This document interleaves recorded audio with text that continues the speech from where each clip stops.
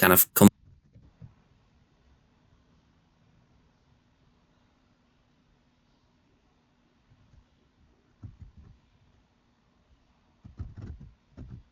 down instead, and it looks a little nicer. Now we can't actually animate the easing by just selecting our keyframes and pressing F9. Instead, we need to use the ease high and ease low values on this. And in this instance, again, I want no easing at the start, but I want it to ease out. So my ease low, I'm going to set to 80%. And now we have this kind of silky smooth text coming down. Now, obviously, feel free to play with all the timings and keyframes, your easing, all that good stuff, and get it exactly how you want it. We also want to add your easing, all that good stuff, and get it exactly how you want it. We also want to add an opacity animator to this, but I don't want to include it with my main one. So I'm going to go up to my animate button again and select opacity.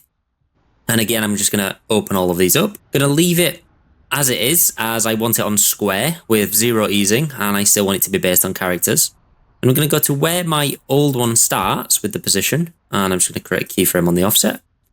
And I'm just going to go to the end of the other one and then set that to 100 on the offset. But again, I've caught myself out and I didn't change the opacity at the bottom here. So I just want to go from 100 down to 0. And now you'll see that text will fade in nicely. I actually don't like how we're missing the position here. So I'm just going to bring back this opacity one.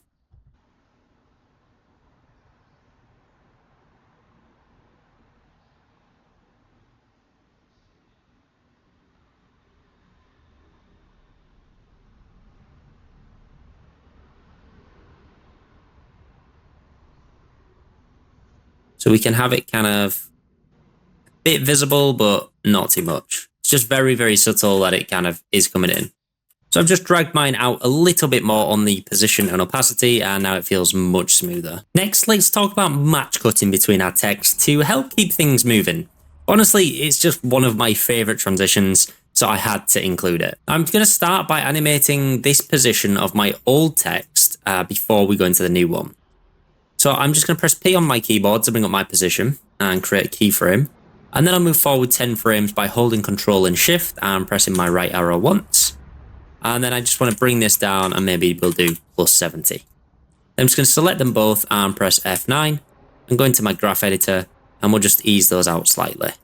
And I want it to be quite focused on the end. So maybe bring that on a little bit. And now what I want to do is I can save myself a bunch of time here by just parenting this just like Apple layer to my original moving text, but doing it at the end of my keyframe. So it's in the perfect position. And now if I bring that back, we kind of have that nice little match cut. But I want this motion to kind of continue. So I'm going to go to the end of my nice little match cut. And now if I bring that back, we kind of have that to the end. So maybe bring that on a little bit. And now what I want to do is I can save myself a bunch of time here by just parenting this just like Apple layer to my original moving text, but doing it at the end of my keyframe. So it's in the perfect end. So maybe bring that on a little bit. I want it to be, I'm going to we'll do plus 70 once.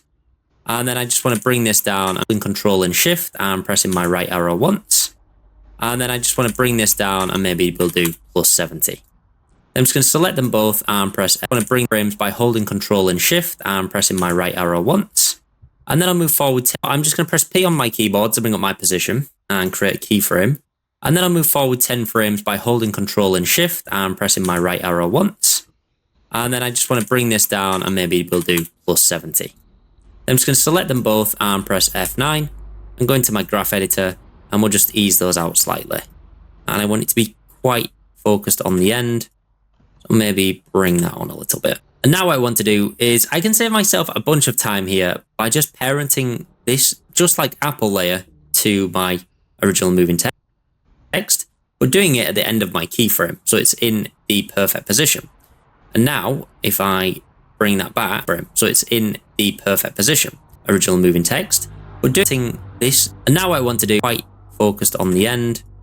So maybe bring that on a little bit. And now what I want to do is I can save myself a bunch of time here by just parenting this just like Apple layer to my original moving text, but doing it at the end of my keyframe. So it's in the perfect position. And now if I bring that back, we kind of have that nice little match cut. But I want this motion to kind of continue. So I'm going to go to the end of my position keyframe here and move back a couple frames. So I'm just going to hold Control and press my left arrow a couple times. Maybe we'll go around here. Looks pretty good. Just going to create a new keyframe on that layer, if I select the right one. And I'm going to extend that out and put it near my old keyframe. And then with the original end keyframe, I'm just going to bring that to the end.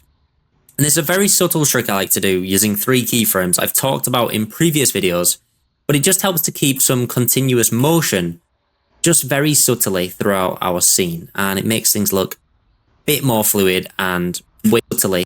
And then with the, maybe we'll go Control and press my left arrow a couple times. Maybe we'll go around here. Looks pretty good. Just going to create a new keyframe on that layer, if I select the right one. And I'm going to extend that out and put it near my old keyframe. And then with the original end keyframe, I'm just going to bring that to the end. And there's a very subtle trick I like to do using 3 keyframes I've talked about in previous videos, but it just helps to keep some continuous motion just very subtly throughout our scene. And it makes things look a bit more fluid and way more silky smooth. So now, along with this text change, I'm also going to change the background too. So I'm going to select my solid layer and press Control, Shift, and D to split it too. So I'm going to select my solid layer and press Control, Shift, and D to split it. And then I'm just going to press Control, Shift, and Y to open my solid settings. And I'm just going to set this to black or very dark gray. I don't want this to affect all my layers using that solid, so I'm going to leave that unticked, and I'm just going to create new. Now, obviously, I'll just need to change my text fill color here back to white. So I'll flick that to 95. And now we have this super smooth match cut in our scene. And I actually might just expand the out using that solid. So I'm going to leave that unticked. And I'm just going to create gray to open my solid settings. And I'm just going to set this to black or very dark gray. I don't want this to affect all my layers using that solid. So I'm going to leave that unticked. And I'm just going to create new. Now, obviously, I'll just need to change my text fill color here back to white. So I'll flick that to 95. And now we have this super smooth match cut in our scene. And I actually might just extend this range selector on the position a bit more. And again, just keep that flowing throughout the scene. Now we're going to add another match cut and then combine the mask technique we used with a positional change to bring on our text nicer. Now, as you can see, I've actually got the wrong color here. So I'm just going to change that to 95. Now you'll notice that this layer is already parented. And again, I could do the exact same with this layer, but I kind of want to show you just how powerful nulls can be and where they can be used if you don't want to have a huge parenting setup. So I'm just going to start by scaling this layer up. So we're going to go and create a keyframe by pressing S on our keyboard to bring up the scale and create a keyframe. And I'll just move forward 10 frames and then I'll bring that up to 130. And I want this to be in line with that. So it could get a little awkward here because we're going back down and I want this to be applied to a null. So again, I'm just going to select both of these and press F9 and then we can ease them. And I'm going to do, again, a similar easing to the one we did on the other match cut.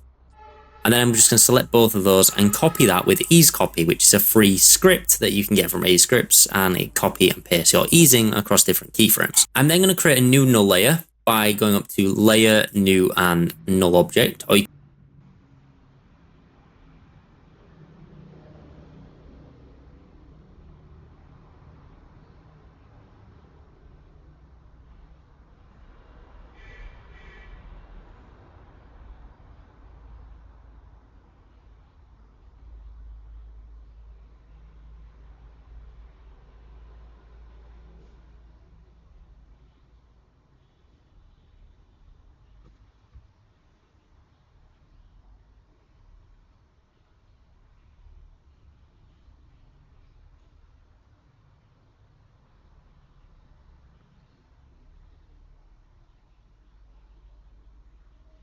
can use Control, Alt, Shift, and Y to layer, paste your easing, Ease Copy, which on the other match cut.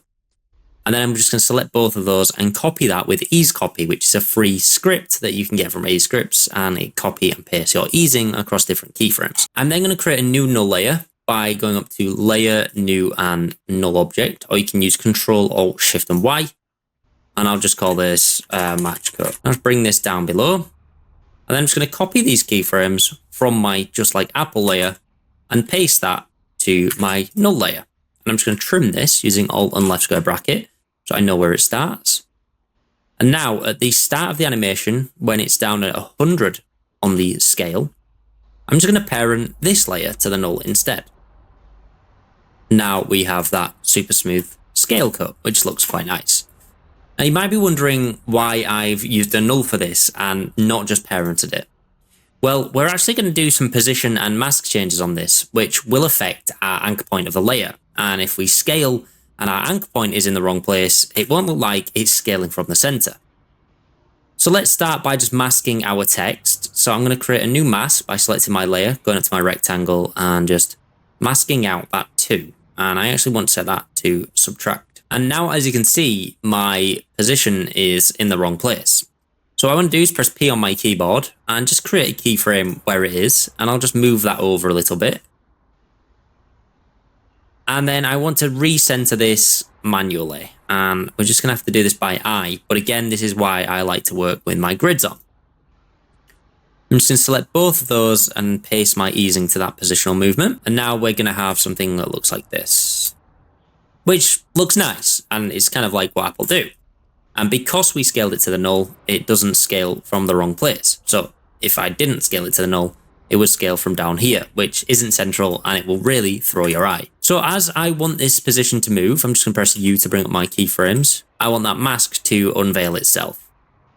So I'm going to press M on my keyboard and create a new keyframe there. And then I'll press U to just see both my keyframes. And then at this point, I just want that to be off. And we can either leave it quite dynamic looking, but I don't really like that. And you can kind of see the mask, and we could obviously speed that up as well and maybe paste the easing on there. But I'm not a huge fan. Instead, I'm going to select those keyframes, right click it and click toggle hold keyframe. And we'll see how that looks. Not in the right position. So we'll see how it looks if we put that in the center. And I much prefer that popping on as the text moves over. It looks much more fluid. And again, I'm just going to add the 3 keyframe trick to this position. So I'll just go to the end of my keyframe there and just move back a few frames. And then we'll create a new keyframe, just move that over to the end, and then bring that forward a little bit as well. And we get a bit more interest. And I could do this on the null scale layer as well. So I'll just create a keyframe there, drag that over to the end and realign those two. And that's looking much nicer. And we're actually getting some kind of overshoot in that. So I'm just going to select my layer, go down to my graph here and edit the value graph this time. And you can see it's overshooting.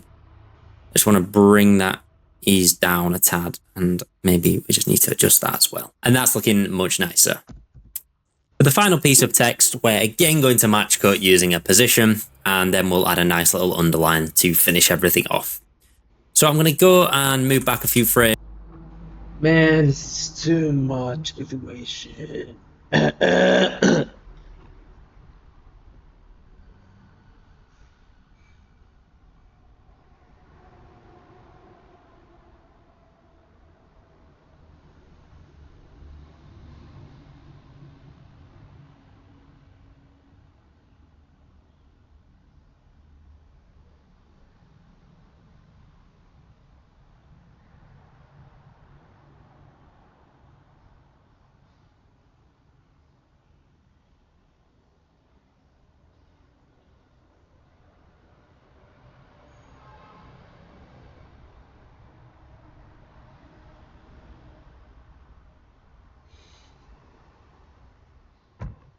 Frames from my end here with control on my left arrow. I'm just going to press P to bring up my position and create a new keyframe.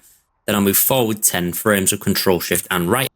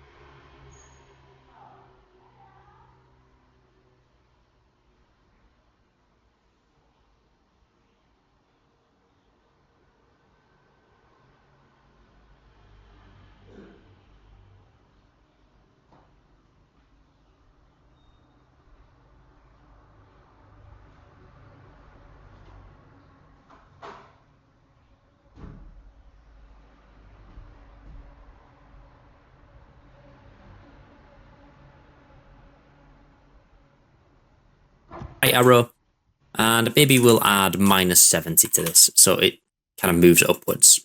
So I'm going to go back to my previous match cut, and I'm going to copy those easing, and I'm just going to paste that to this one as well. We kind of have that movement going on. Now again, I'm going to flick to white, so I'm just going to end this dark grey solid layer and duplicate my white one with Control and D, and then just move that over with my left square bracket. And just for organization, I'll bring that above as well. And now we have this kind of movement, which isn't really following through at the moment and doesn't look correct. So this time I'm going to copy my range selector that we used from earlier for this text. So I'm going to press U twice really fast, and we can see both animators. Now in copying range selectors, you can't just copy the selector, you need to select the whole animator. So I'm going to select animator 1 and hold Control and select animator 2. Press Control and C, and I'm just going to paste that to this layer with Control and V. I'll press, and I'm just going to paste that. It's a 1 and hold Control and select animator 2. Press Control and C, and I'm just going to paste that. It's a 1 and hold. You can't just copy the selector. You need to select the whole animator. So I'm going to select animator 1 and hold Control and select animator 2. Press Control and C, and I'm just going to paste that to this layer with Control and V. I'll press U to bring up all my keyframes, and again, I'll just move those back to kind of be in line with our original one. But it's animating the wrong way, and all we want to do is change the position from -70 to 70. But I don't really like the text coming in because it doesn't really animate like that in the other one. Instead, I'm going to open my range selectors again, and we'll need to open them further. And instead, we want to change this to words.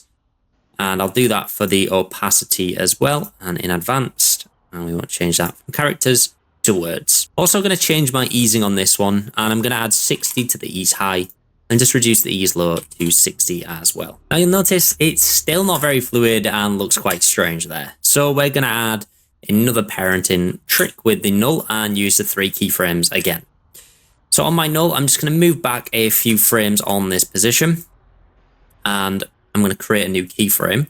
But before I go ahead and move that, I'm just going to go to my end point here, and we're going to parent this last layer to our null with the pick whip. And then I'll just drag that end keyframe out, and we'll drag the middle one over to line up with our text offset. And now we have a much smoother movement. But I might just offset that easing a little more on the ease low, and maybe we'll bring it back up to 80 and see how that looks. A lot of this is just kind of fine tuning with your easing values and making it look real nice. Now, what you might notice is my text isn't actually the same size anymore. And that's because when we parented it to the null, the scale doesn't get changed either. So currently the null scale is at 130. But if I press S and look at the text scale, it's down at 76. So I just want to change this back to 100. And now all our text is in 76. So I just want to change this back to 100. And now all our text is in that bigger style. So I just want to add a nice little underline to finish this off. So I'm going to go to my pen tool here, and my stroke is set to 5, which is perfect. And I'm just going to draw an underline underneath the like them. And I'll add a slight curve to it to keep it a bit more interesting. I'm going to press Alt and left square bracket to trim that layer. We'll just rename it with underline. I'm going to go and open this up. And under the add here, we're going to add a trim paths. Open that up, and on our end property, I'm going to create a keyframe, and we'll just move that over. And then we'll just set that to 0 on our current cursor. And for now, I'll just paste my other easing values on, and we can see how that looks. It looks okay, but it could definitely look a bit more interesting. So I'm going to that looks. It looks okay. I'll just paste my other easing values on, and we can see how that looks. It looks okay.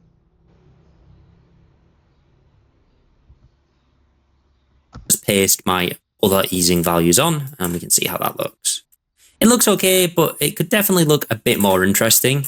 So what I'm going to do is, we shouldn't have a fill on this for a start. So let's click that and set that to none. And I might actually beef this up a little bit, a few pixels, maybe to around 8. And then I'm just going to add an turbulent displace effect to this. So I'm going to bring up FX Console, which is a free plugin I would highly recommend, and you can search for any effect. Just going to add it, which is a free plugin I would highly recommend, and you can search. So I'm going to bring up FX Console, which is a free plugin I would highly recommend, and you can search for any effect. Just going to add a turbulent displace, and that is way too much. So let's reduce the amount to maybe about 10, and we can reduce the size as well. And it just adds that little squiggle. But we still got these end caps, which don't really look right.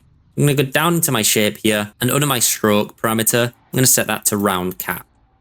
And then I'm also going to down into taper, and we'll just change the start length a little bit, and we can also change the end width a little bit, and then add some start and end easing to this too, just so it looks more consistent with a pen draw. And that's looking much nicer. And now if we go ahead and hit play, we have this awesome looking Apple-like text in After Effects.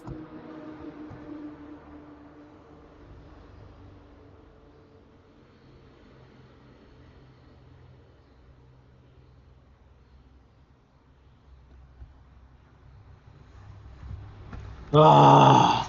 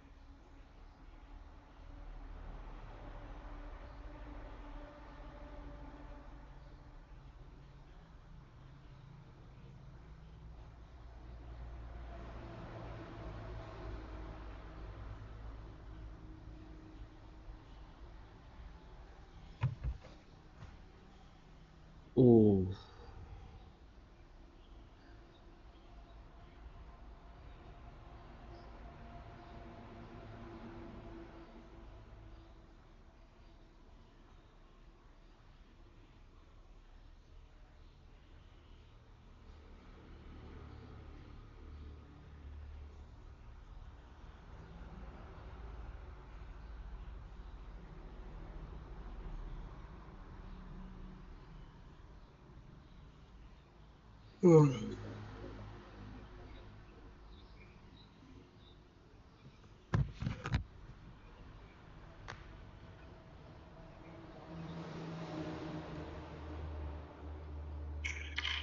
mà tụi anh uống được vậy? Nãy ra ngoài nghỉ mắt. Hoặc anh đang ngồi ở ngoài chứ nó ngồi trong phòng đâu. Nãy ra ngoài trời.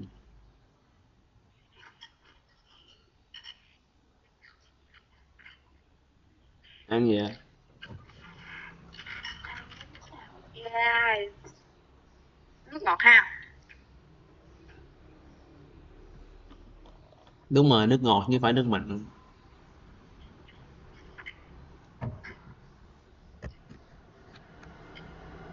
Ngồi đứng nóng quá anh. Ngồi với em mới nóng.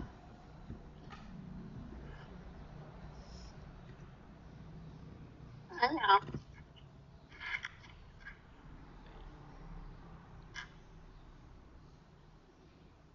Ăn sáng chưa? Rồi. Im nhở. Cái gì? Trái im nhở. Tại em ngủ khò khò mà em có biết gì đâu. Ngắn. Ngủ khò khò mà biết gì Em đâu. dậy là 7 giờ rưỡi rồi nha. Ngủ khò khò biết gì đâu. Em dậy là 7 giờ rưỡi nha. Ngủ chết vậy em biết gì đâu. Có mà vui. Sợ bi nè. Dạ. Coi cái cài. Hai em ăn tiếp nha. Đầu má.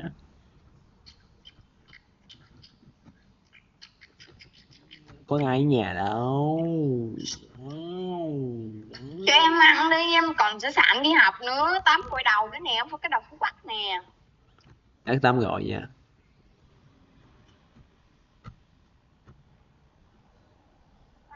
Nhưng mà... Lát tắm gọi nha. Không. Không gọi sao đầu thơm được. Anh đang nói khác.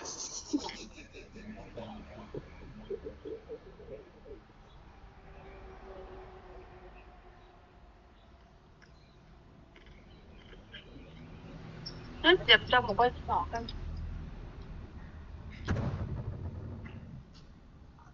Dẹp.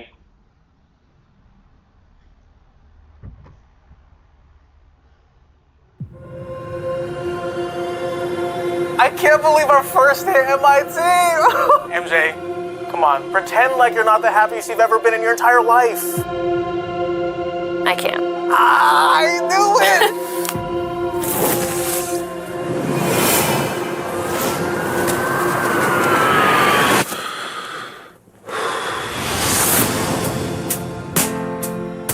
Hi, my name is Peter Parker.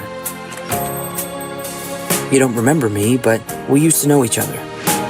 Something bad was going to happen, and the only way to stop it was to make everyone forget about me. Because I'm not just Peter Parker. I'm Spider-Man. The hell, Frank? You just hit me with a van! Quit your whimpering. Suit yourself. Mother. Go home! And sometimes Spider-Man has to do the hard thing, even if it breaks Peter Parker's heart. What is happening to me?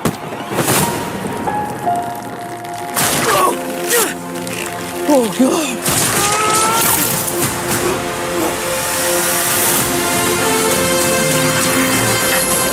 Excuse me, Dr. Banner. I need your help. What did you say your name was? If DNA is mutating, it would be enormously dangerous. Spiders have 3 life cycles. When between cycles, it can leave the spider vulnerable to threats. We are faced with a danger that we can't control. One we can't even see. Stay out of my way. You're losing it, kid. And for those spiders who make it through, it amounts to a kind of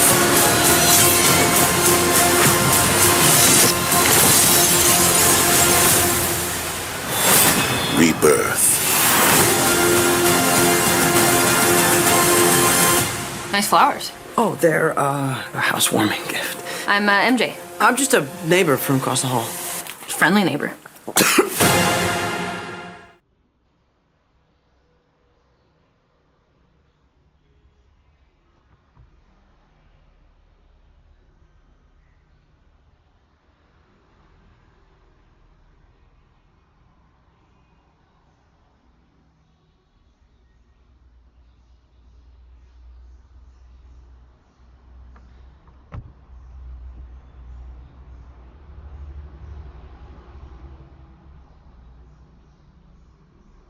Franzi, I'm gonna ask you a question. Do you believe in Minecraft magic? I'm gonna need a definition on this word magic. That is a great question. I've never been asked that. I'm open to the idea. Even magic or anything mystical? Well, I'm gonna make you believe in some mystical Minecraft crafters, and I wanted to see if I can make them ooh and ah at some redstone magic tricks as if they just opened the game again for the first time. You know, this is great. You're the perfect candidate. You know just enough about redstone to know if something is off and weird. I'm gonna show you some redstone magic tricks that you can either try to figure out or you'll see at the very end when we go through them all. And that goes for all of you guys watching as well. Try to solve these tricks like they're redstone puzzles. You'll get a couple seconds to try each one where you can pause the video and read the summary of all the information. So, trick number 1, the target block without a target block. Would you kindly go into this barrel? Ooh, infinity bow.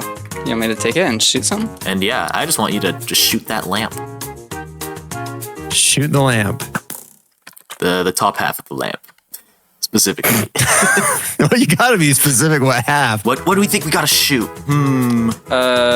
Probably the trapdoors. Or like the lamp.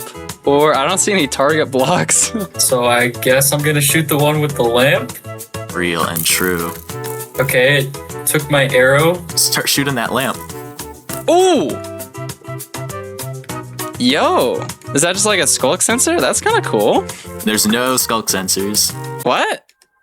How does it detect it? Dude, I have no idea. Cause like an entity wouldn't like affect bud powering, I don't think. I mean, I really know almost nothing about this kind of stuff. Actually, I don't know any arrow detection methods other than like tripwire. I'm gonna be honest. Oh, I see. So you shoot the top half and oh, where are they falling? Every time you get, a successful arrow shot, you're gonna get 1 lapis in this barrel over here. Whoa, why is this one named 6? Oh, I guess we'll find out later. So what the heck is going on here? We have this redstone lamp that gets activated whenever it gets hit by an arrow. These pistons then feed the arrow into the ground, dispensing a piece of lapis into this barrel. We also know from Branzi's attempt that it only works when the top half of the block is shot. So with all of this information, can you figure out what's going on? Tricks in the book and has been used in some early redstone minigames and also This is one of the easier solutions and also one of the oldest redstone tricks in the book and has been used in some early redstone minigames from people like Effie Disco. And it works by just using 1 block, a wooden pressure plate. An arrow's hitbox is big enough that when it hits the top of the redstone lamp, it clips into the wooden pressure plate, activating whatever contraption you need. You're gonna have to keep your bow for this next part because see, we got a target block. We got a target block this time. Ooh, yes. Some doors in the way though. I think we gotta open them. We do. Okay, let's shoot the target block now. Okay. Brother! What'd you do to my arrow? How do you have like, I know like ghost blocks are a thing, but like a ghost door? Trick number 2, the ghost door. Hey, I see rec wrap. Perfect. All right, got it. Bullseye. What? Not a bullseye. That would have. Okay. What? It's gonna toggle the copper bulb and activate whatever this wire is. Like, let me peek inside. You can peek inside? I don't know if I'm allowed to enter yet. Well, I mean, you could try entering if you want. What the? Hey.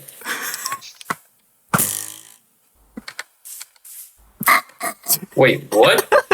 What is this? Excuse me, magic barrier. I'd like to investigate. Let me What do you mean the Dude. door's open? What's wrong? You can't get through the door? Dude, you could like draw a smiley face with this. Why don't we try something crazy? What if we just close the doors and try? Okay. Bro! Okay, And then they get stuck? Oh, but yeah, What? you can And I walk can walk through. What? What? Oh, did that detect it and open it on its way through, or did it actually? Oh no, the arrow just straight up went through the door. Oh, okay, that's normal, bro. I don't. That I actually don't have like any possible explanation for in my head. Don't tell me.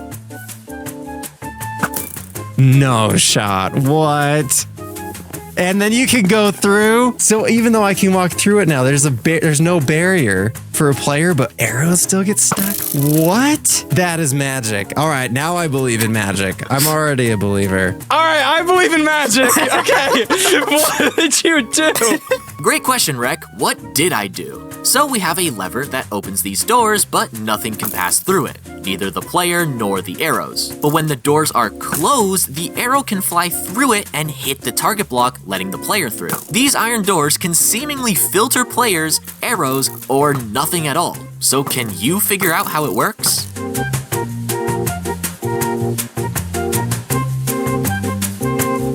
Maybe the doors, you're like opening and closing these doors on like a 20 hertz clock or something. Matt is actually right here. Minecraft runs at 20 game ticks per second. In every tick, the game goes through a long list of tasks to do, like player movement, block events, and entity processing. So using 3 different 20 hertz clocks, we can make each one hit a different item in the list every game tick. One for player movement, one for block events, and one for entity processing. One of the things that people always call magic, if you come up here, is like a redstoner's like first interaction with like weird janky mechanics. I'm sure you know about good old quasi connectivity, right? Of course. Yeah. Okay. Oh yeah, I'm down with the lingo. I just want you to flick that lever and just observe the pistons. Oh, I saw this on your YouTube short, but I completely forgot how it works. Trick number 3, the non-QCable piston. Wait, what? How did you get it to go through just one? That's like possible. You just like power the block behind it, right? What, are you saying like this? Oh shoot. I can now solve the mystery. I am now magic. Okay, let's see if you can solve the mystery. Let's see. Okay, yeah. Chuck me some redstone. Stuff. Yo, I got no clue. I'm gonna be here looking like a fool. I thought the literal code was like, if a piston gets activated, the one below also does. And I thought it was like unbeatable. Gets us the top and the bottom, which makes sense because it's flowing into a block. Whoops, not that. Give me that back. So this should be like that. That's still gonna power the bottom and the top one, but it's different timings. I'll take the L here. Now, if you had a 3x3 wall of pistons and tried this for yourself in Java Edition, you would run into the issue of quasi-connectivity. This bottom piston gets diagonally powered from this block, and this middle piston updates it, causing it to extend. Even if you try powering through a block like Rek and Branzy did, both pistons will still get powered. So, how do you only extend the middle piston?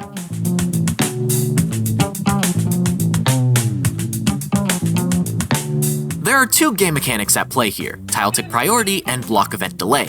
Tile tick priority is basically a list of things the game does within the tile tick phase of the game loop. In our case, we only care about repeaters and observers turning on. Block event delay, or BED, is basically an ordered list of which pistons will get powered first. In a basic setup like this, the bottom piston is scheduled after this top one because it has to wait for it to extend to get a block update. Keep in mind though, this all happens within the same tick. So now let's go back to the build. According to tile tick priority, this repeater will go off first, powering this redstone cross, scheduling this middle piston to extend. Then, the observer goes off, scheduling this slime piston. The middle piston starts extending first, then the slime piston, redirecting this piece of redstone dust. By the time the bottom tries to start extending due to QC, the dust is already redirected, so it's not actually getting powered anymore. And finally, the dust turns back into a cross, keeping the middle piston extended, preventing any updates from reaching the bottom one. You remember like as a kid, once like, I don't know, like an uncle or someone just like stole your nose and like you were just like wiggling it in front of you and you were freaked out. That's how I felt over there. And now I feel like I learned the trick and I'm going to show all of my friends and there's going to be a noseless society because of you. Got some different doors. Which one do we want to go through? I like left. Trick number 4, very fancy restaurant candles. You have a room full of candles. Now, if you want to step on those pressure plates, those candles will turn on. Candles on. I see that. Yes. Interesting. Okay. And if you step on the pressure plates again, Ooh. Oh, look at that. Doesn't even kill the items either. Nice. but that begs the question, how? Because we need a flint and steel and a water bucket in the same dispenser. Yeah. And we've got this big table surrounding it, so there's no like hoppers beside that dispenser firing it. Oh shoot, wait, because then you can't take it out. You only have like, so there's one block directly under it that like, obviously you'd put a hopper there to like suck something out of it. But then the question is like, how do you get something in the dispenser? There must be water dripping from these dripstone Of fences. course, these dripstone fences. Oh, we're just inventing blocks now. Block glitch, whatever that's called. And then you have this. But even that's not going to take it out of there unless you have a hopper minecart. The more I think about it, the more complex it becomes. I don't know. Do you have people below this, Crafty? No, Did no, you no, hire there's- like minions? I've got to be- no minions. No minions are taking out the items. So if it's not minions, then what is it? We have a bunch of tables set up with candles on top of them, and the only Cái gì?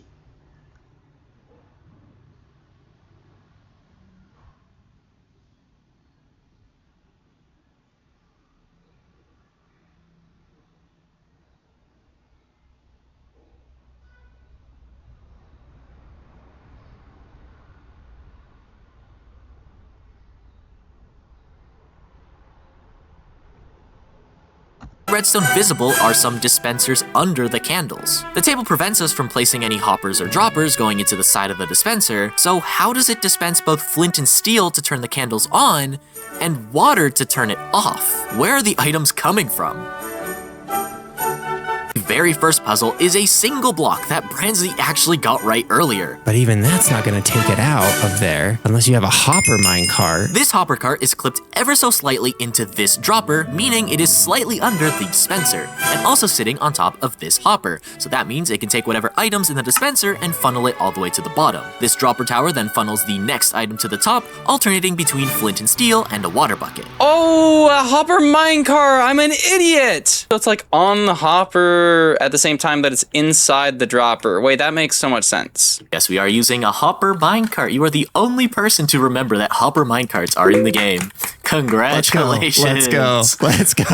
Let's Thank go. you. Okay, let's go through the second set of doors. All right, next door, I next door, guess. next door. Got a lot of things out here. Ooh, there's a lot. So we've got two things. We've got this like parkour thing or this gray wall. Let's do the gray wall first. I'll say the parkour. I'll embarrass myself later. See, I don't think this one's gonna embarrass you any less, to be honest. Oh, great. Trick number 5 and also 6, the plaza. This place features a giant gray wall, some parkour, and a house that is asking for 1 lapis block. Now earlier, our players obtained 9 lapis, with one of them labeled with the number 6. So it's up to them to figure out what that number means and where they can find a crafting table to make a lapis block. We also got this beautiful wall over here.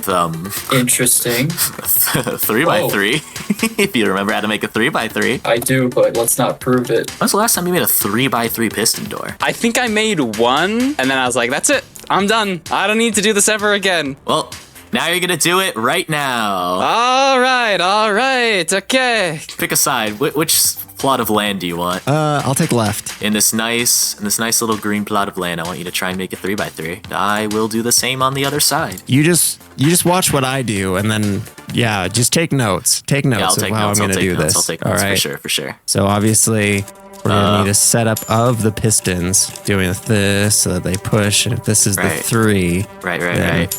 We're going to do this one over here. Of course. I finished this mine one in right case you there. wanna see what I made.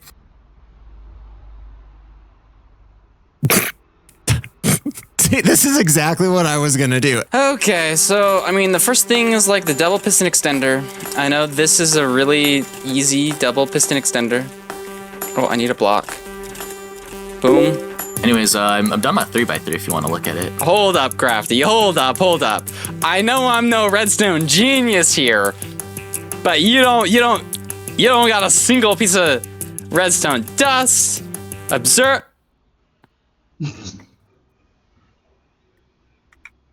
All right, what's behind this wall? What's behind this wall? What's behind this? I actually would rather like build an entire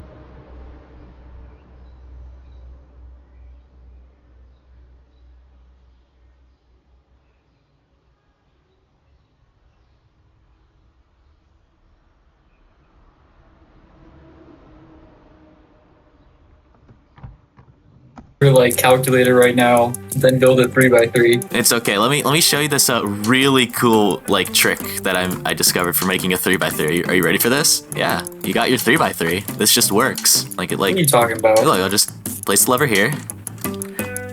Hold on, put the lever in the wrong place. This is a bit embarrassing. I'll put the lever in the wrong place. What? What are you talking about? Hold on. Whoa, that's cool. Wait, that's kind of thin too. This whole thing is only... What? Wait, does it actually work? No way.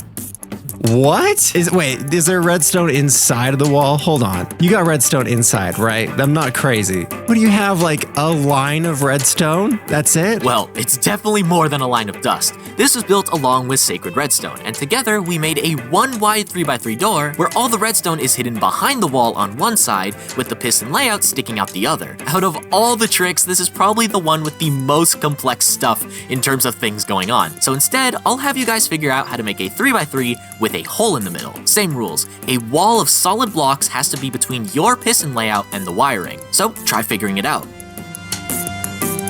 For our to power the wall blocks. Now with that done, let's head to the other side of the plaza and see how well the pistons to power the wall blocks. Now with that, there is sliders, dust redirection, and moving observers with pistons to power the wall blocks. Now with that done, let's head to the other side of the plaza and see how well these guys fare in some parkour. Parkour, where does it start? I need Dream's parkour mod right now.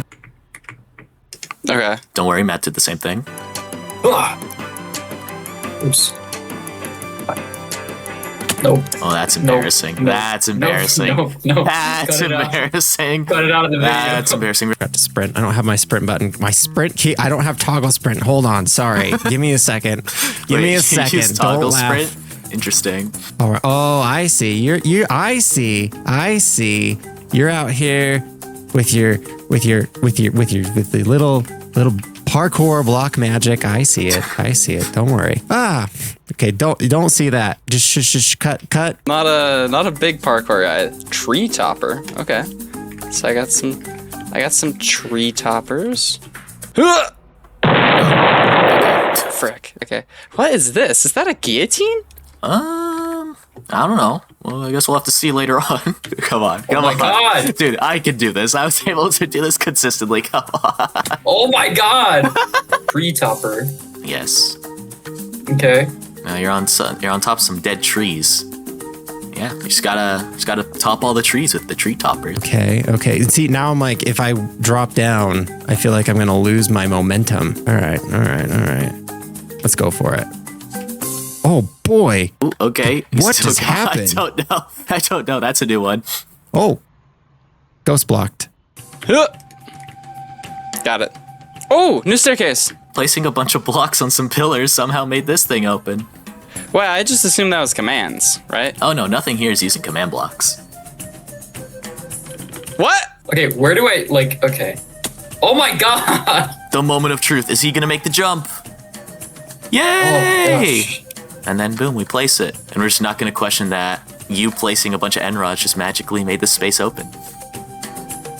Well, I don't know how that works. Seemingly, the staircase is now opened up after you place all those end rods. Okay, what? Now that's magic. That's cool magic. Don't tell me this is a real redstone contraption that detects me placing blocks at the top of freaking trees. Yes, Rek, this is a redstone contraption that detects you placing blocks on top of freaking trees. Well, it can do more than just trees. This is a tower of blocks that can detect if something is placed on the top of it. It can be made of basically anything, and there are no skulk sensors being used. So, how does this work?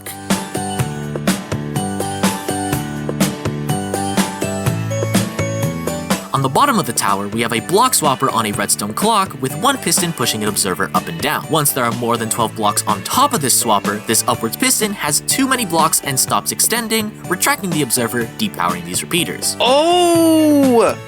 Because the two pistons are like kind of interfering with each other so that like when there's one final block, then it's like, oh my gosh, I can't push anymore. And then it uses the observer to send a pulse. Wait, that's cool tech. That's kind of techie. Got the next room, the next few tricks actually. There's two. If you want to ride this beautiful pig over here. Pork bun? Hello, pork bun. Yes, sir. You are my steed. You know what pork bun is, Rek? Sponsor of today's video. Yeah. What? Fun for It's like some awards people helping me server side. They're like crafty, expensive, third free. Get pork. Sure you check Team Ashman like to call This sign with a different. Don't do that yourself. Yeah. If you want another sponsor slot, you're gonna have to pay double. I'm sorry. That's not a feature. I don't think Minecraft detects like. There's no way it sends different signal lengths based on the entity that it's detecting, right? 1 tripwire, 2 copper bulbs. How the heck can it tell the difference? If you still don't get it, one of the copper Don't tell me it's Me and this pig here. No. Assuming it can detect between the difference between me and this pig here. No. Don't tell me it's gonna be different. How would it be different? Well, I don't know. Is it different? Oh, look at that. Wow, it activates a different thing. Pork bun, you're involved. Uninvolve yourself. This isn't about you anymore. Yeah, your 60 seconds integration is up. Yeah.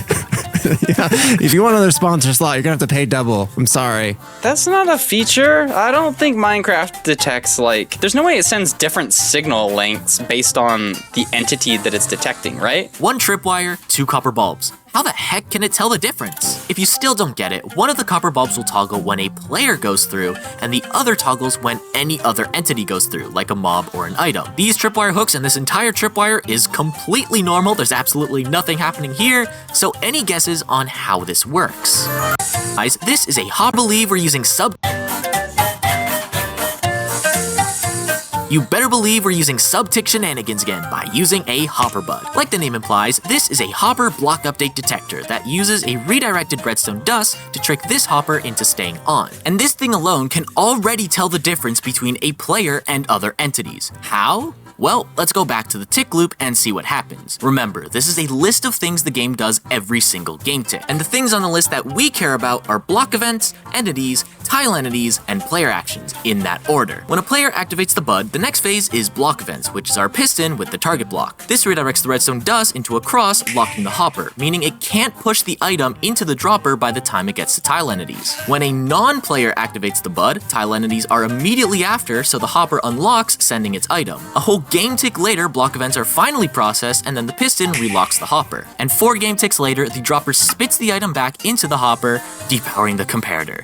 Oh my god, that was a lot. So now, how do we do players? Well, the second piston on the bottom powers these repeaters with an observer no matter what goes through the tripwire. If a player goes through, it activates them no problem. But if any other entity goes through, the hopper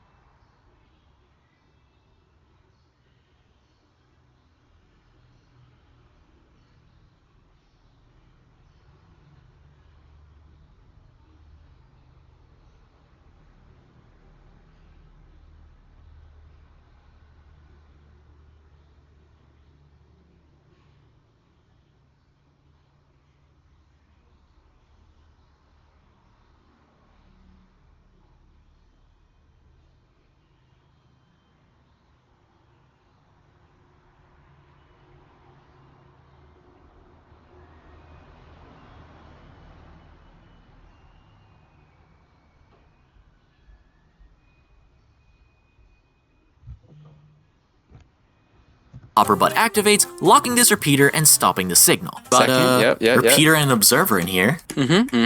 And would you kindly place that repeater and observer facing into this redstone wire on those green blocks? Doesn't matter which one on which block. Not only do we have a tripwire hook that tells the difference between a player and an entity, we also have a redstone line that can tell the difference between a repeater and an observer. Just like that. So, so I put the observer here, so every time a player walks across, it's going to send off a signal off of the observer lamp instead? What? Part 2 of the pork bun detector, the repeater observer input detector. Yeah, I didn't really have a better name, to be honest. If an observer pulse goes through, the observer lamp lights up. If a repeater pulse goes through, the repeater lamp goes off. So, solve away. Literally a one-block solution. It's a comparator. Due to the wonder of tile tick priority magic, you can't normally one-tick a comparator unless a repeater's in front of it, except when you one-tick it with a repeater. Yeah, Minecraft is a little bit funky and strange, eh? You know, can't help but notice you're naming some of these items. I am naming these items in interesting ways. Certain numbers. We've got another set of doors over here. Oh, I've also seen this short, and I also forgot how it works. This is so convenient. Yes, he's forgetting everything. My memory is perfect for this video. Ooh, the 6-sided button conundrum. Which part of the button do you press? So, I press the button and some light changes happened. You've been collecting items this whole time, right? With some numbers. Oh, I have. Yeah. Am I to press these in a sequence? Is that my objective? You are to press those in a sequence. You just have to figure out what the sequence is. Trick number 8, the magic button combo lock puzzle that I had to handhold all of my video guests through. Red, orange, yellow. Are we going by the rainbow? Green, blue. Boom. Yeah, no, that wasn't.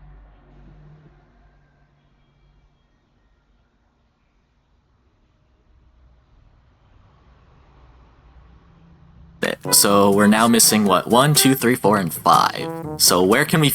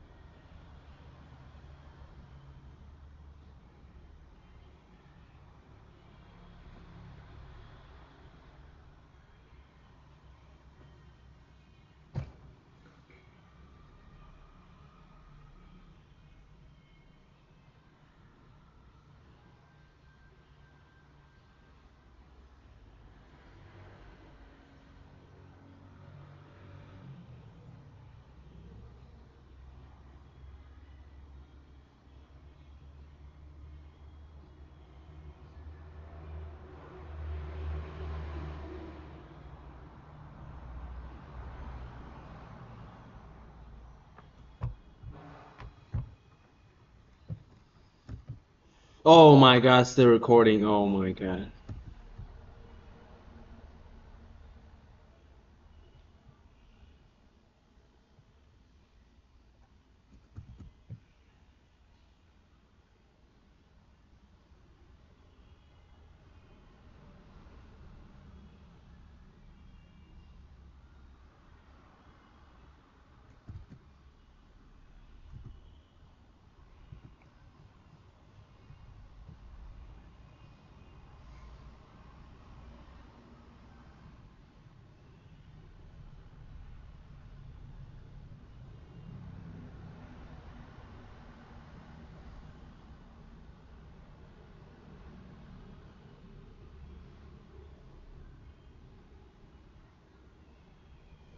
Your parents.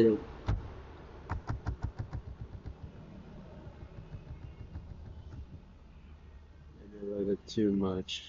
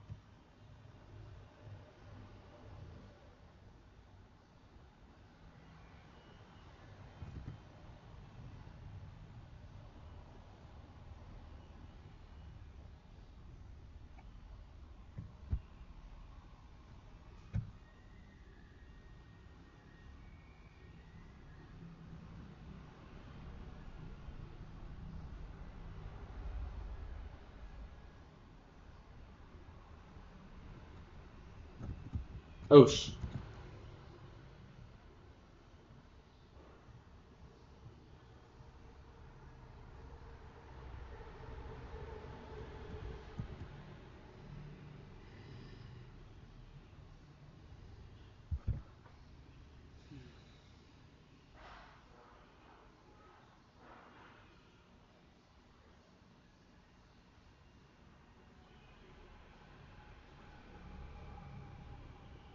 Lâu như vậy.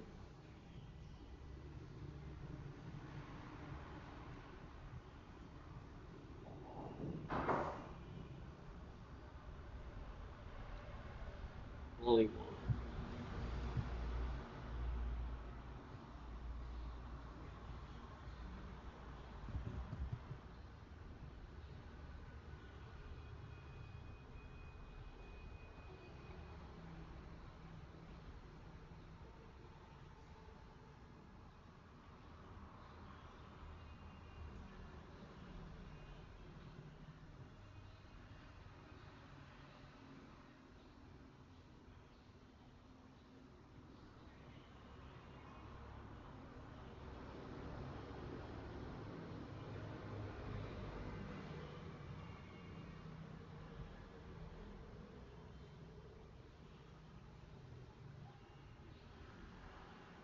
What the fuck? Đứa nào chỉnh vậy? Lan Anh chỉnh hả?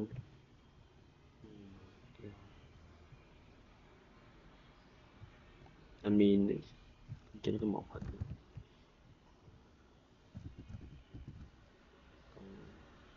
Cho nó Lê Gia Bảo không có hình.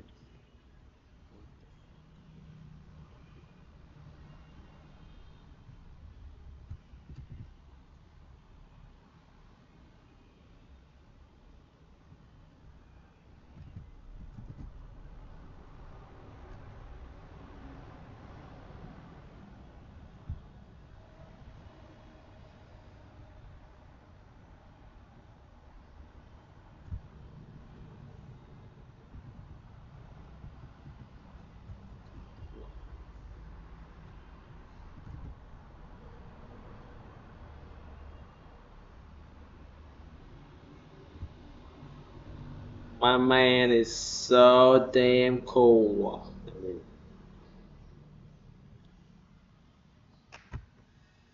I cut it down.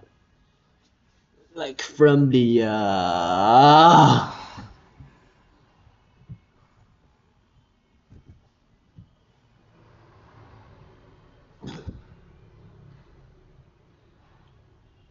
I got 2 picks.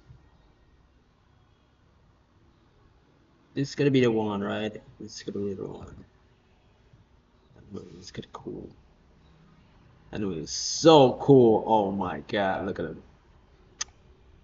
Look at them go.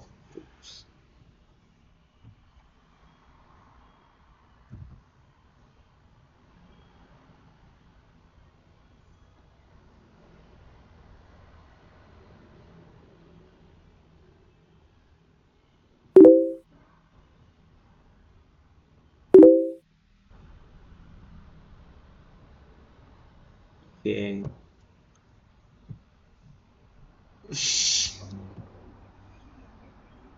My man.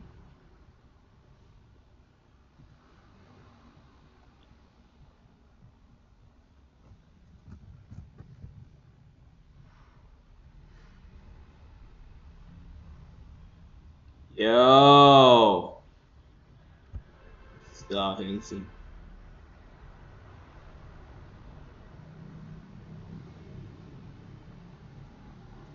I mean, look at him. Okay.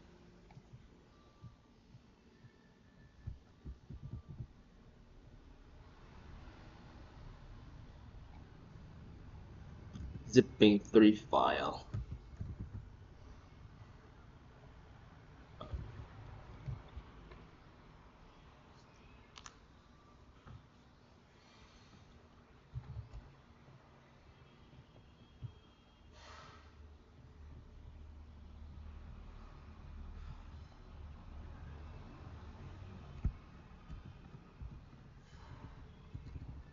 My man's. Oh.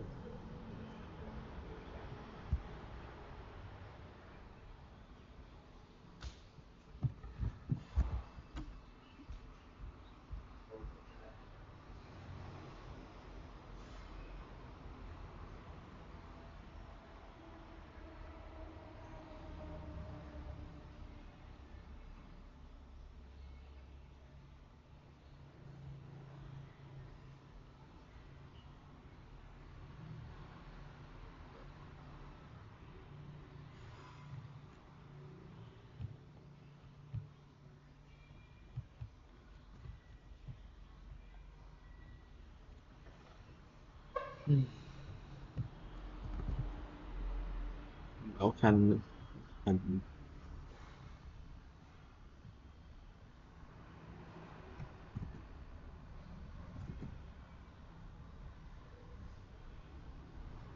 Oh.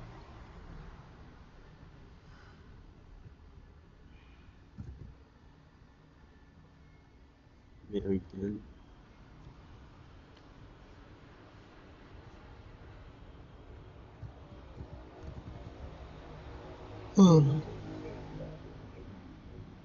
Why that took forever, dude?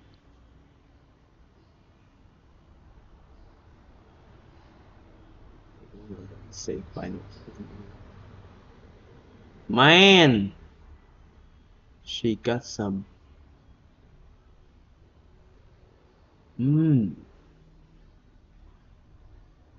Gái vãi.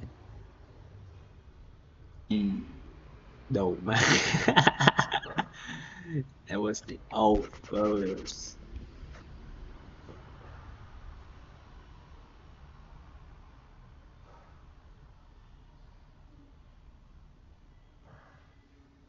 Literally.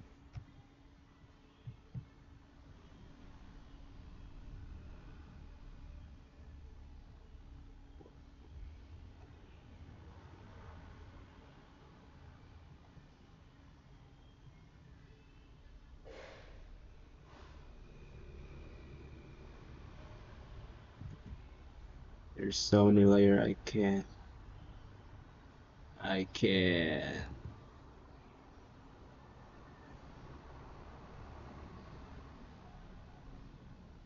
Yo.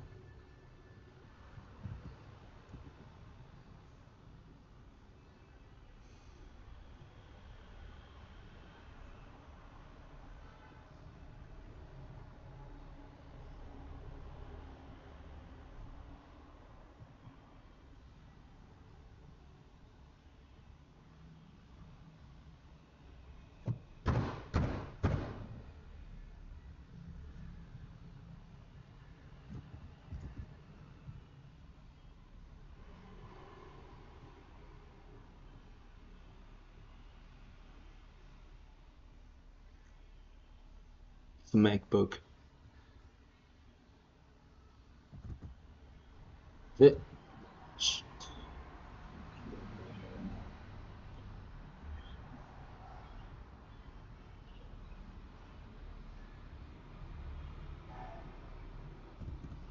gigantic.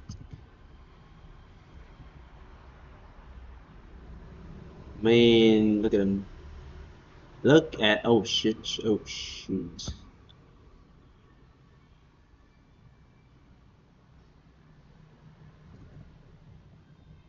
Right there.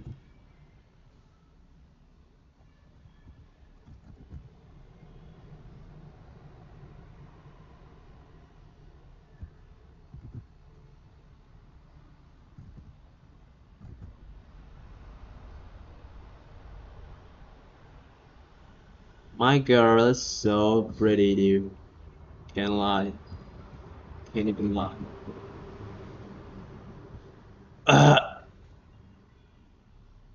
Yo. Where's the...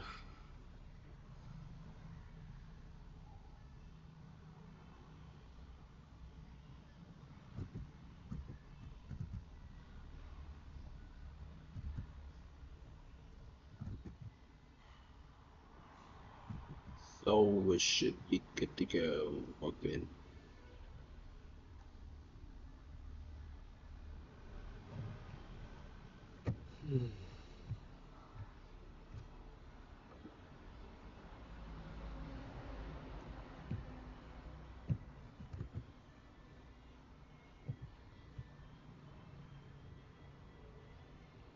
Seriously.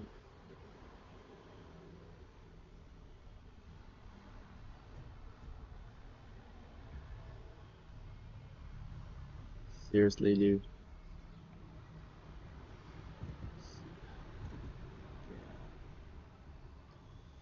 Do I have to?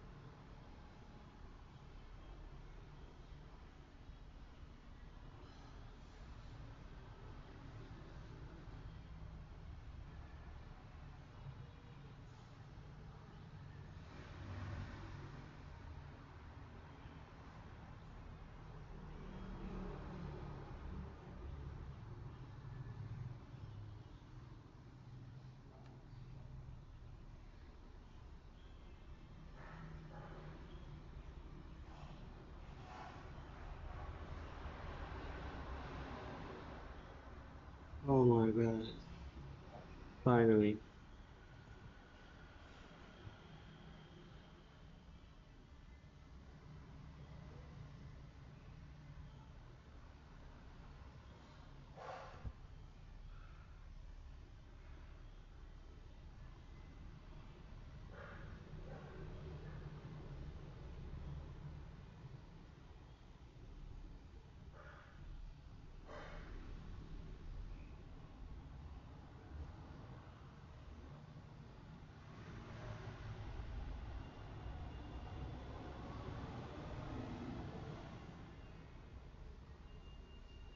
Why do I look so gay?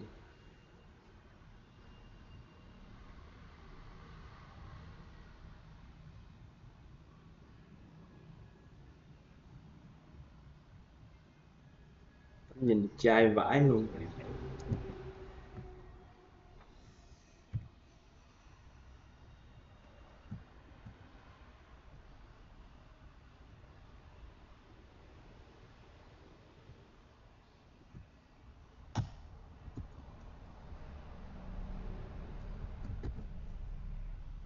It can be oh my god. Oh.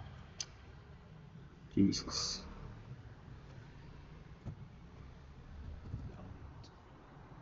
Dude.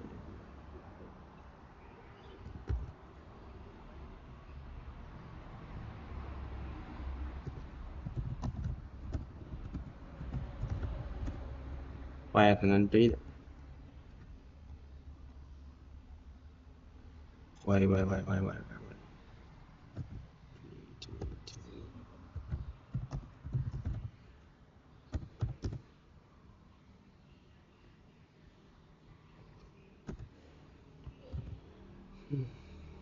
Một con này.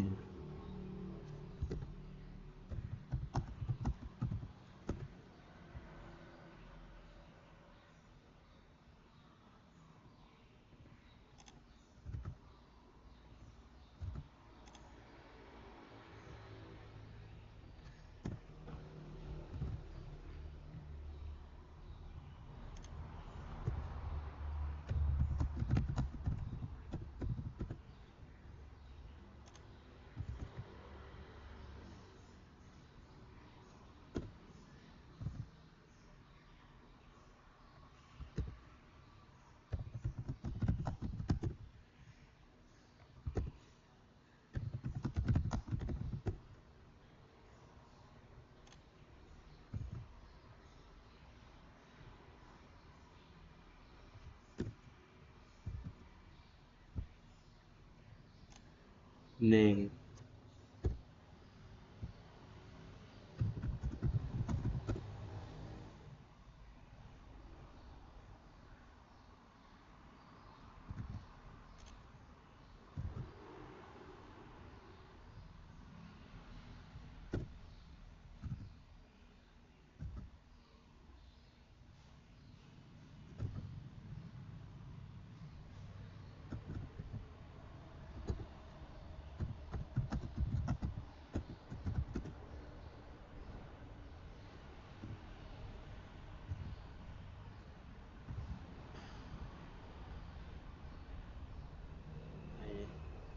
Man.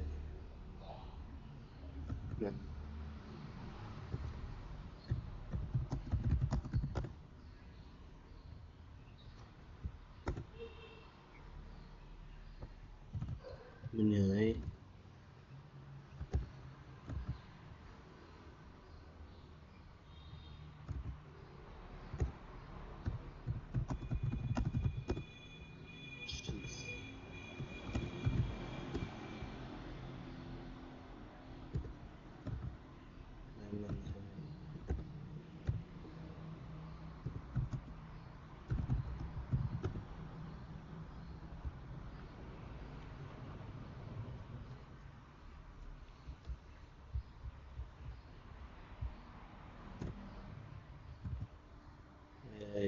Hằng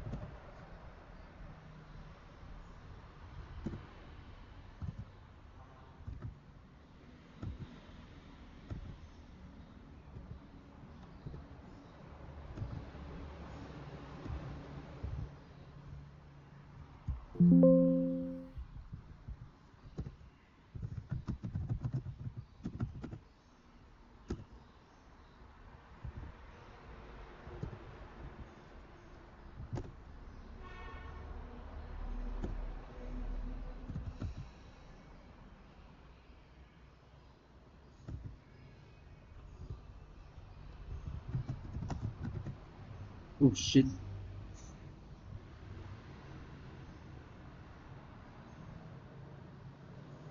Wait, what?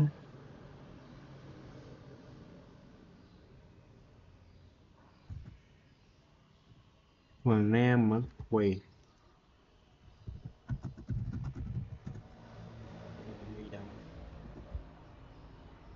Đi đâu?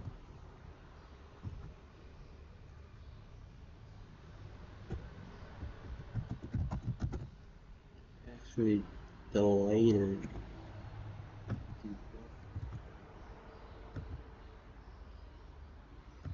Female.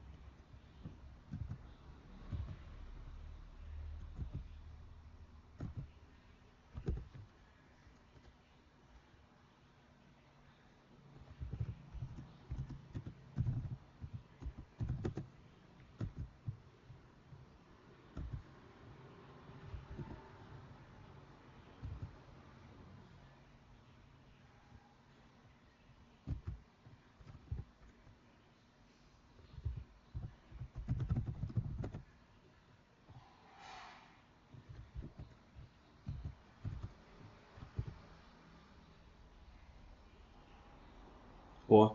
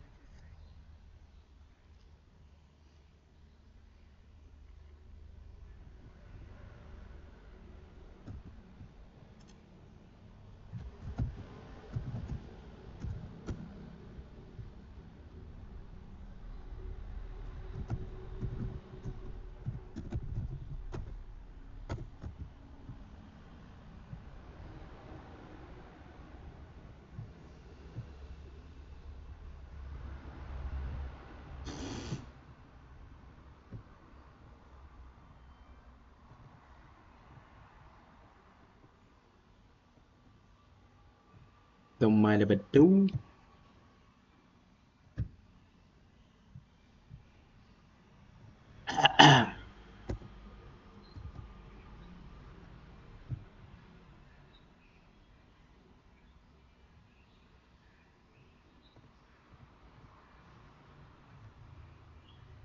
Don't mind if I do.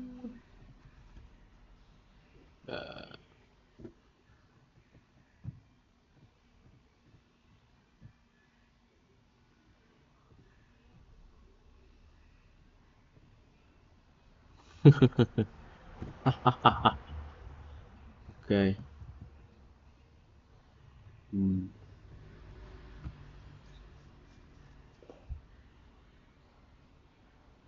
I have a vision in my mind. Look at the chat.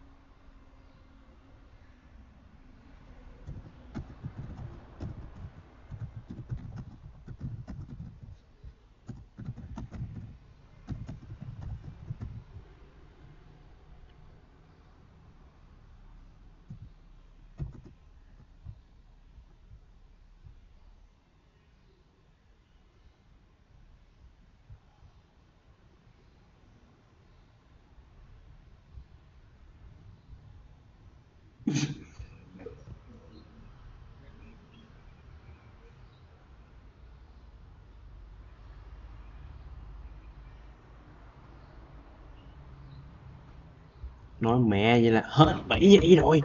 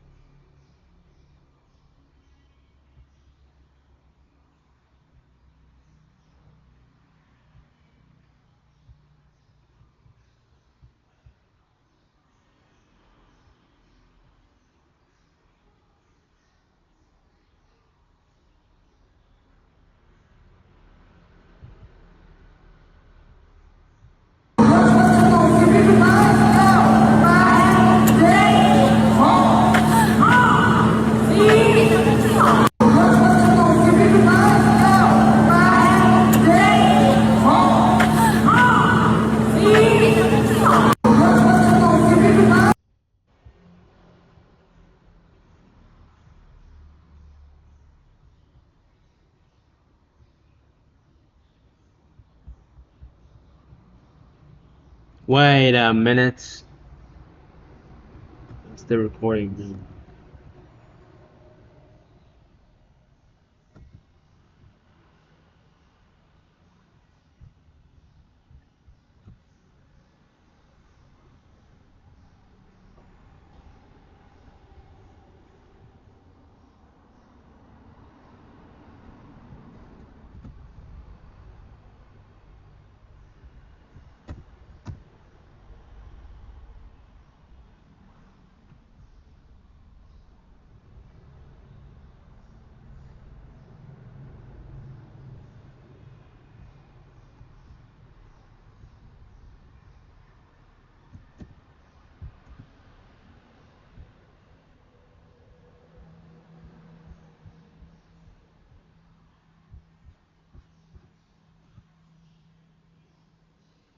Bảy giây hả?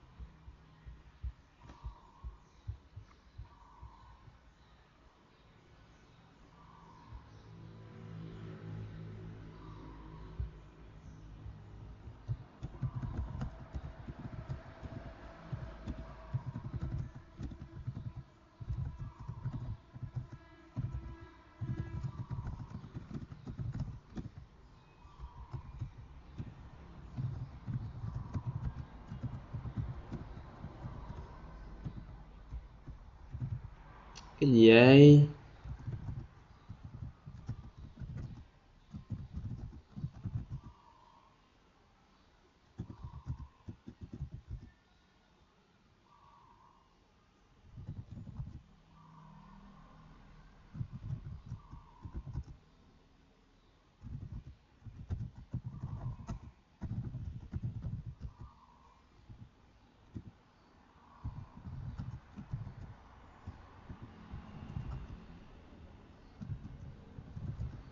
Đâu?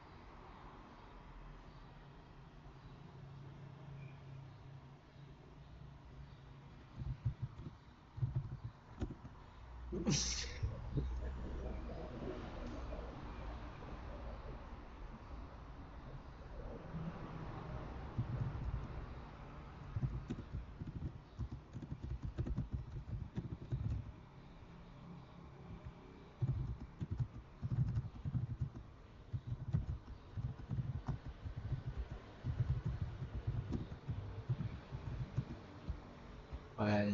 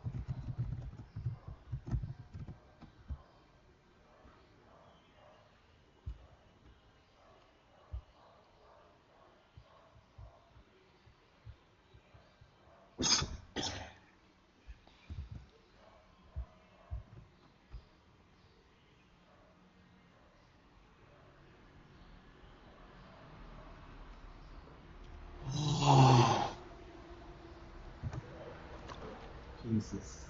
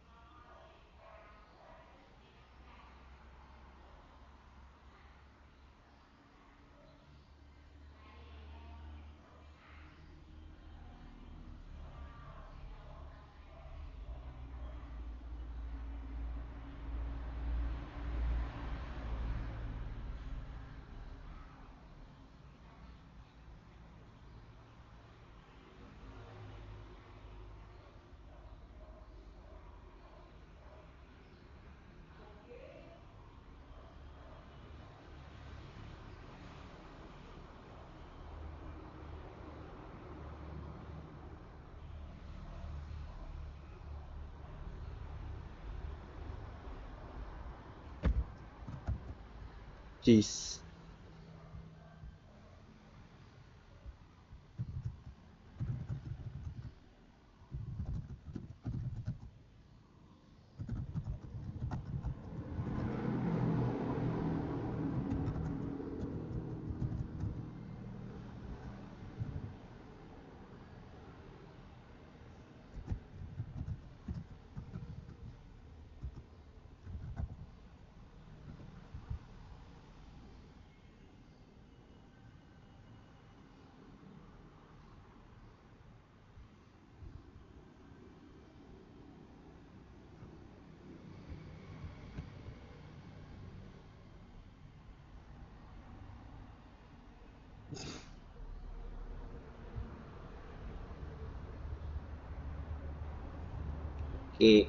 Oke, yang ini ya.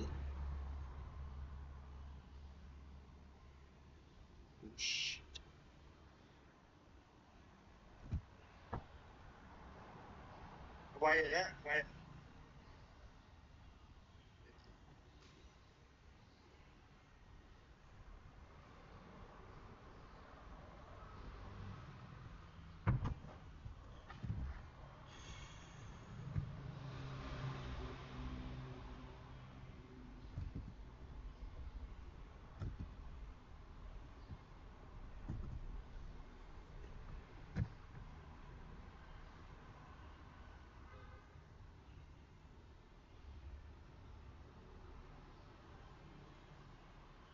logo.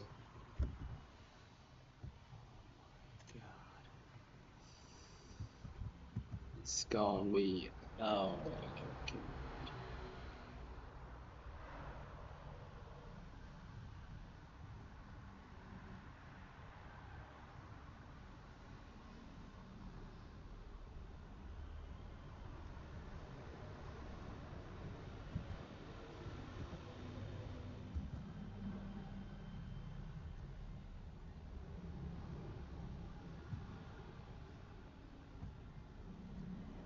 Make it 3D or something.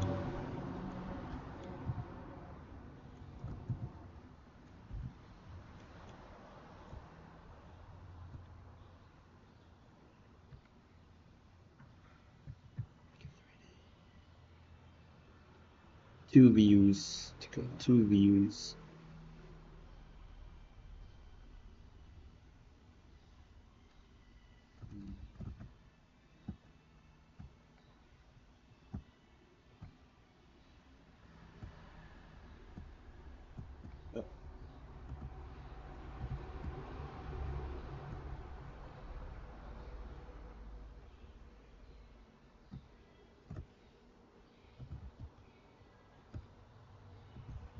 What?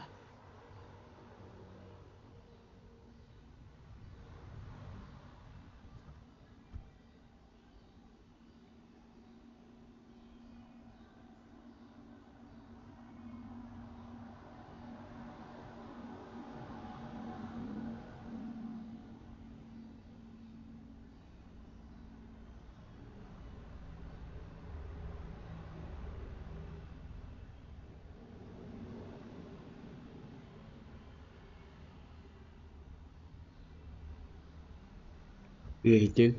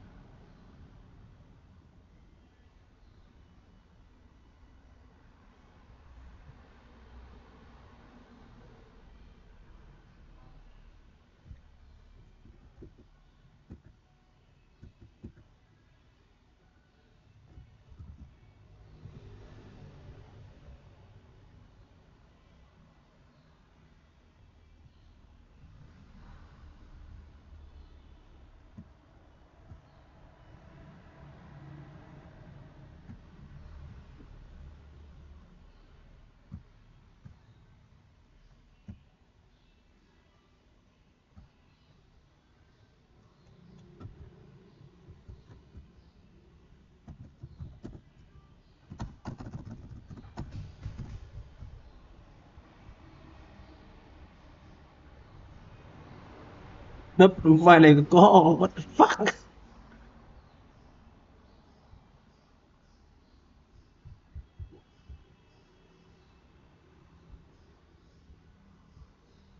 No bro. Đéo gì đâu.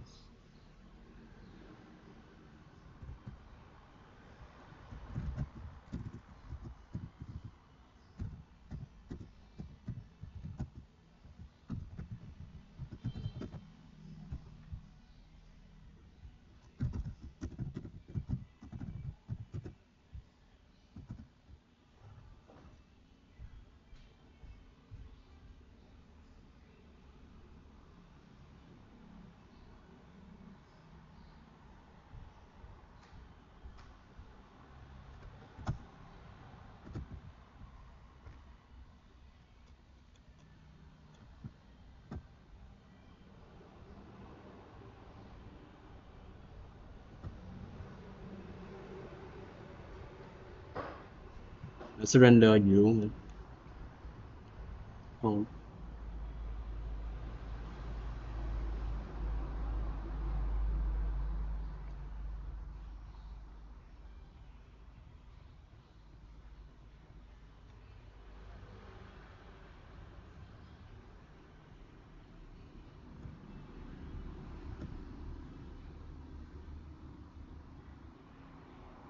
What?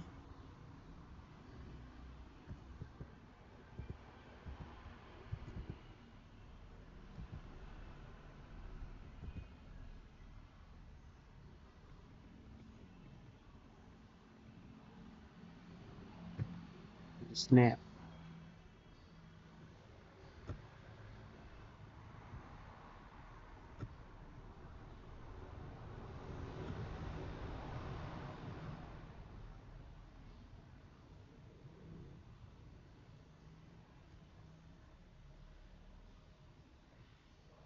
Đâu, cái gì vậy?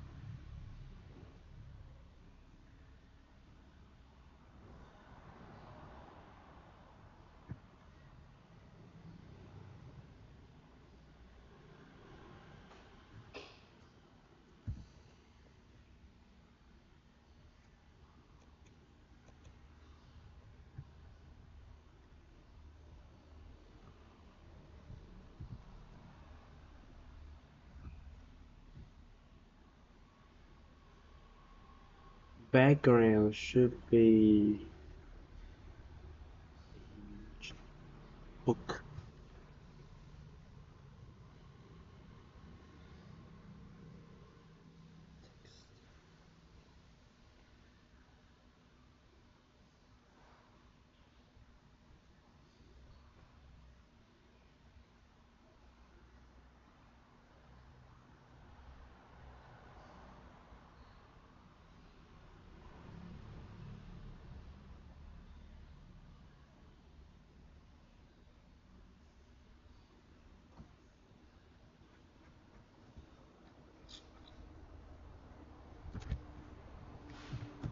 You need a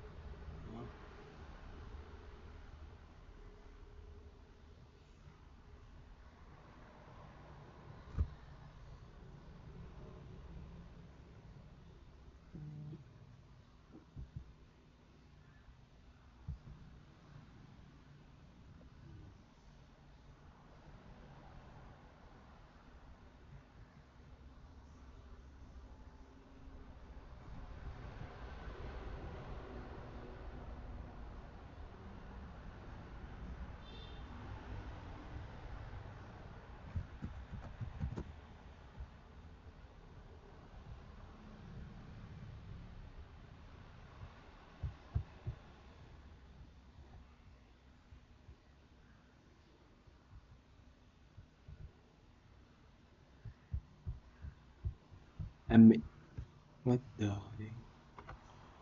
sao chưa tải lên hết nữa?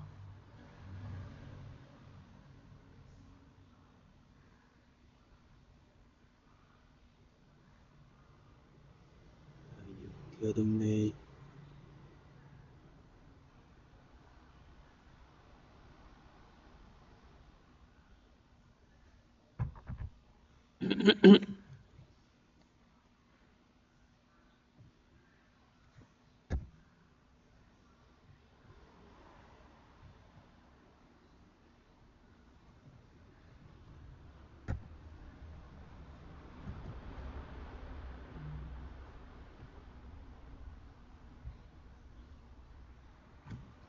Less than a minute.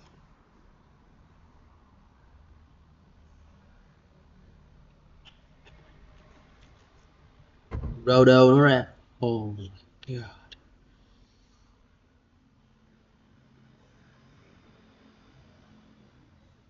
It's gonna take a while.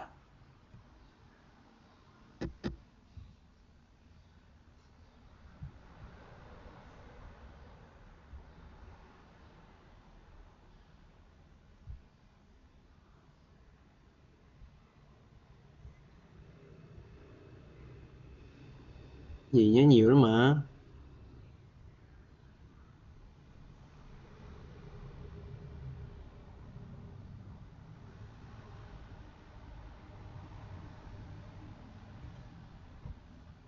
Hai mươi hai. Mấy cái gì đây?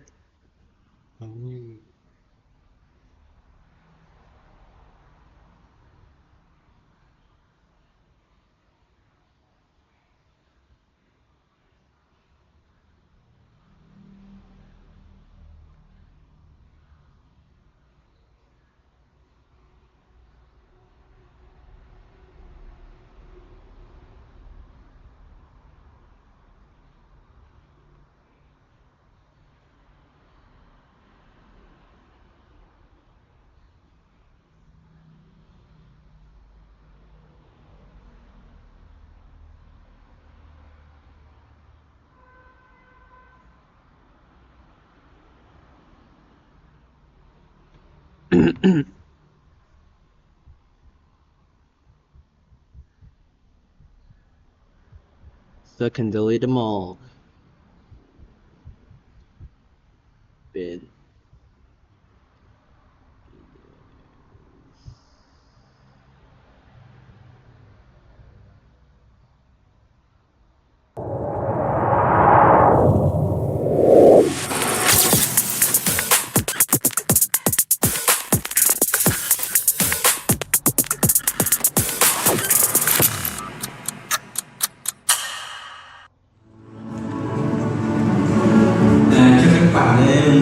Vừa rồi qua các bạn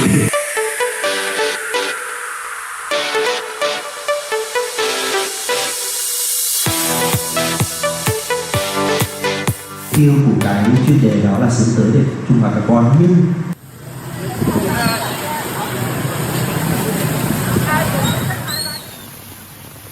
Đứng lên trên xe này có bao nhiêu tàu?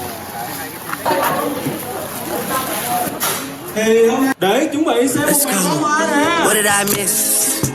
When I was looking at y'all and cooking with y'all and giving out verses and bookings to y'all, making sure eyes were hit, man, what did I miss?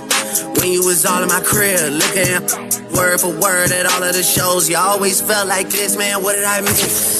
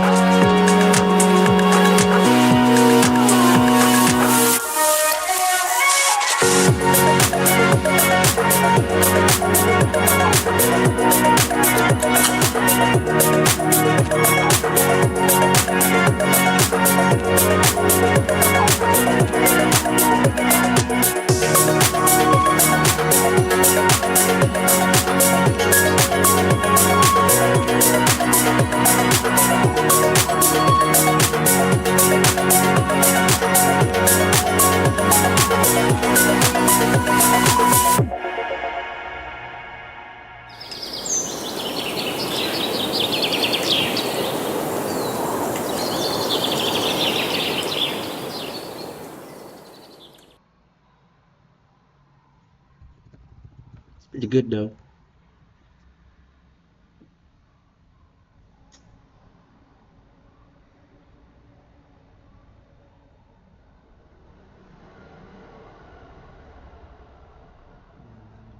What?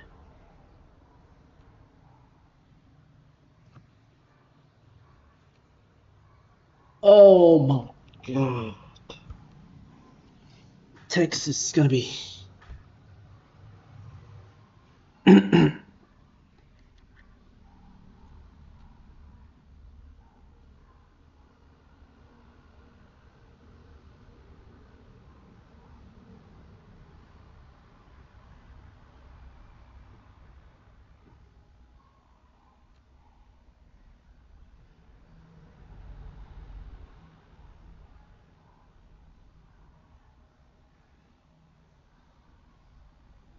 I'm too fast. Ooh.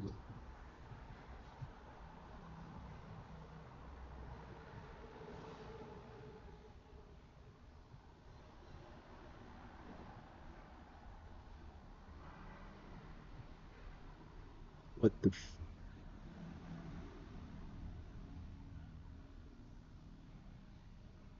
Hay số cái folder đó hả?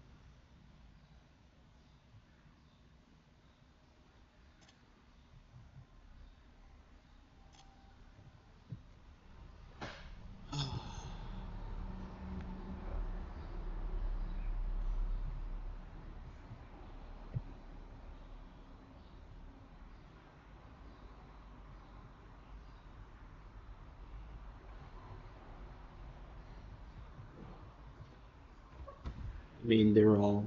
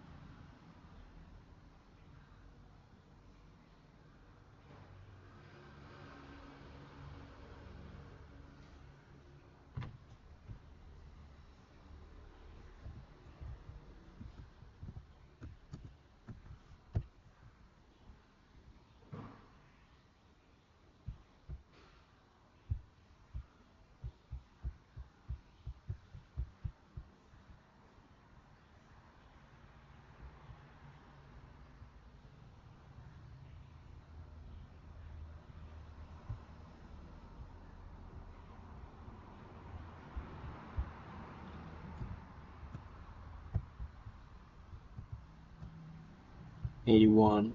It's pretty good. It's too low.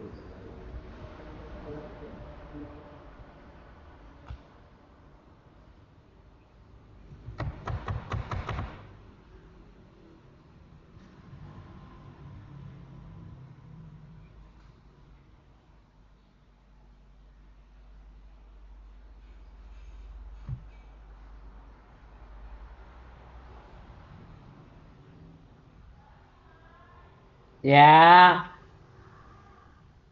Dạ.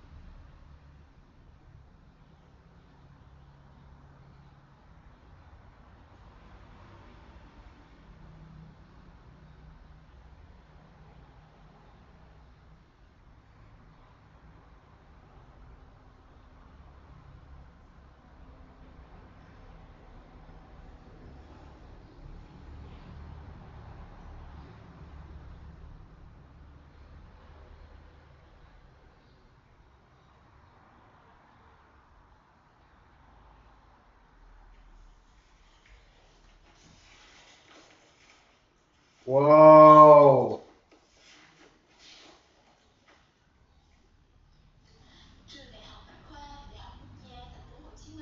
Là một trường thành viên của hệ thống Đại học Quốc gia Thành phố Hồ Chí Minh.